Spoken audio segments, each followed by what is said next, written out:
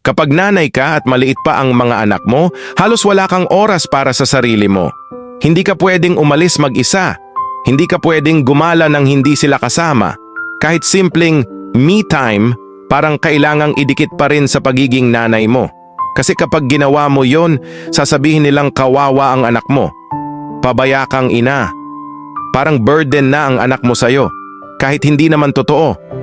Kasi gusto mo lang huminga sandali.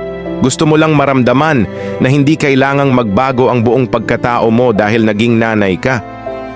Gusto mo lang mag-recharge para mas maibigay mo ang best mo bilang ina. Masama ba yon? Humingi ng oras para sa sarili kahit minsan lang sa isang taon? Bakit parang kasalanan kapag nanay ang may gustong magpahinga? Pero ang tatay, kapag umalis kasama ang barkada, normal lang. Walang nagtatanong. Walang nagsasabing pabaya.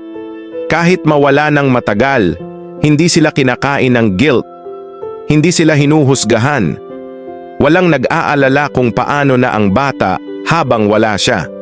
Bakit kapag nanay, laging may guilt? Laging may pressure? Laging may kailangang ipaliwanag? Bakit kapag tatay, normal lang ang magkaroon ng oras para sa sarili? Bakit hindi pwedeng pantay?